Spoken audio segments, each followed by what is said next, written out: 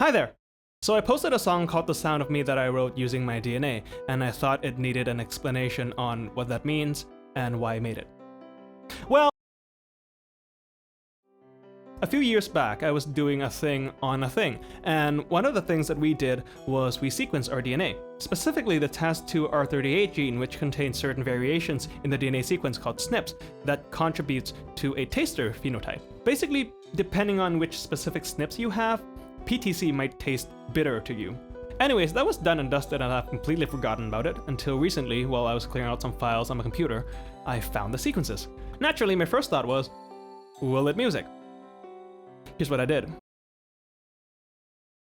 Basically, I mapped each nucleotide and amino acid from the sequences to certain notes. That's it. The end.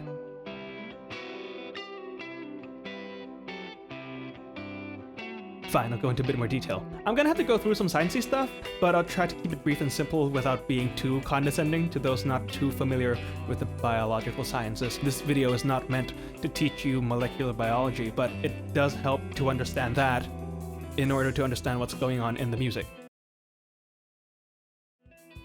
You might have heard something along the lines of your DNA is the blueprint that makes up who you are, and that is correct, but have you ever really thought about how it does that? Well, the way it does that is by storing information in the form of nucleotides, or bases.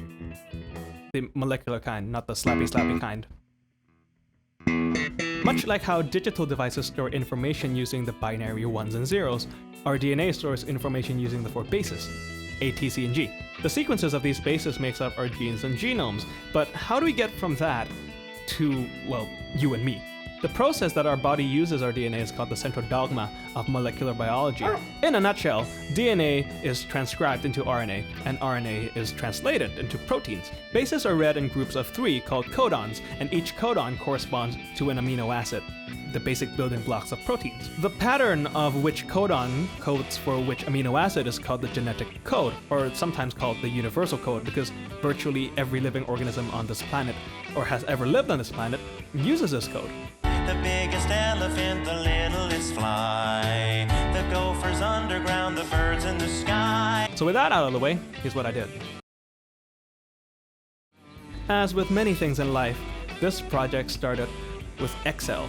I made a table to map each base to a specific note. I chose to have this thing in A minor because there's no accidentals, and I can go the obvious route of mapping the A, Z, and G to their respective notes. Now, these sequences are from Sanger sequencing, and they do contain some unidentified bits here and there, not to mention that I am heterozygous at basically every SNP in this gene. For the undefined spot, I went to the sequencing curve and took my best guess of what the highest peak would be. As for the heterozygous parts, I elected to group them together as degenerate bases and mapped all of them to one node, seeing how little there are of them. Now I just have to automate the process of reading about 600 or so base pairs and write that to a MIDI file. Then came the realization. I have no idea how to work with MIDI.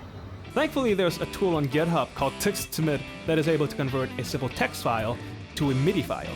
Now I just have to automate the process of reading the sequences and writing to a text file with the correct syntax to use with Txt2mid. The values needed for each note are the date, octave, pitch, velocity, duration, and track. And since I only wanted a constant stream of notes, most of these parameters are constant, thankfully. Now, while coding for this thing might sound like a simple thing, I am an idiot! Just generally, but more so when it comes to coding. What I'm trying to say is, please don't judge my codes. Thank you.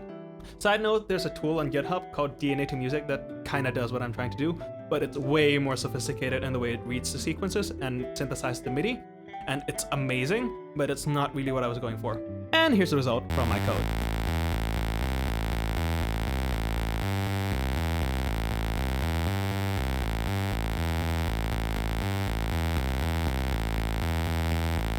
Yeah, it's a bit underwhelming. Since there's only 4 bases, the music doesn't really have room to play, and it sounds a bit, well, boring. So I went back to the script and adjusted it so it works with protein sequences, and fed the translated sequence through it. Again, I took the obvious route and mapped the amino acids, whose abbreviation is also a musical note, to that note. The rest was more or less random, while still keeping in key, of course. So here are the 2 MIDI tracks played together.